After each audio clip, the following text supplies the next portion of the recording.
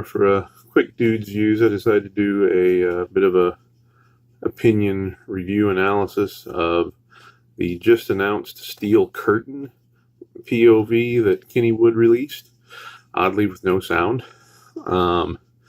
Steel curtains are a reference to the Pittsburgh Steelers, of course, and this ride is supposedly themed to the Steelers in general. The colors definitely match, even though they're sort of close to my beloved Purdue Boilermakers.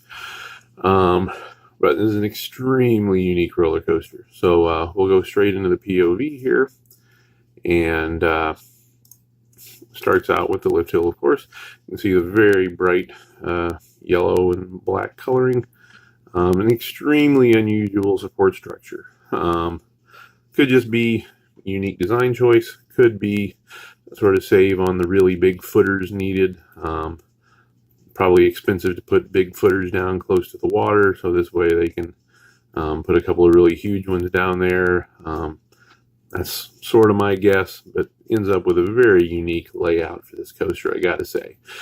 So going over the lift, you have a nice very weird, to me, a homage to the Drachen Fire drop. Almost exactly like it, except I think the opposite direction corkscrew, then the bottom drops out of it and goes all the way down to the ground for a nice little speed zippity-doo through then a really weird sort of top hat with a flat section on the top.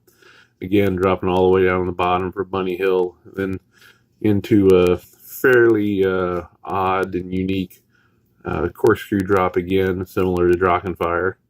Then a little bit of Stingle Hill, and then a fairly common dive loop, which is sort of out of nowhere. Then a nice little straight section over the water into one of these really weird little corkscrew fake outs, where you go through the corkscrew and like, no, we're not going to do that.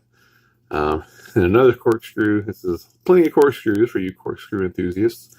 And then ending with another of these corkscrew fake outs, and then up into the brake run.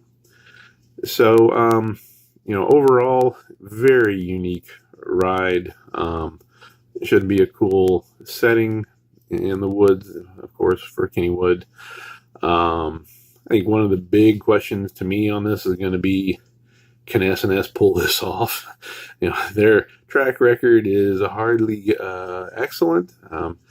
They seem to have hit it out of the park with the Dodonpa remake over in Japan, putting in the loop instead of what I heard was an extremely painful extreme negative G hill, and it sounds like everybody's really happy with that. They actually increased the speed of the acceleration on the launch, so and that seems to be running okay.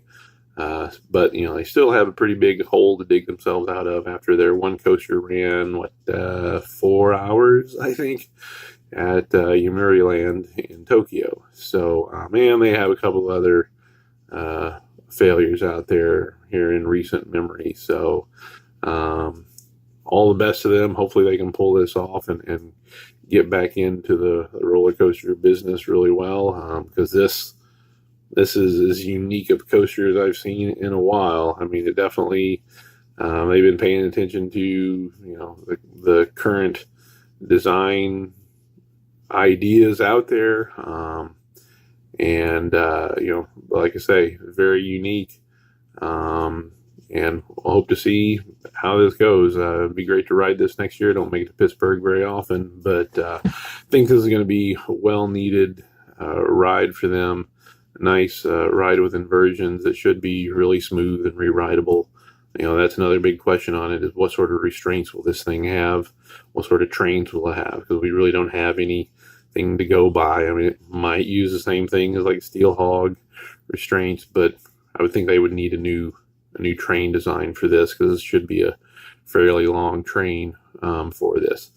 So that's a dude's views, and don't forget Big Lebowski coming back out to theaters here in a couple of weeks for 2 nights only. So look in your area and see the dude himself. So that's it.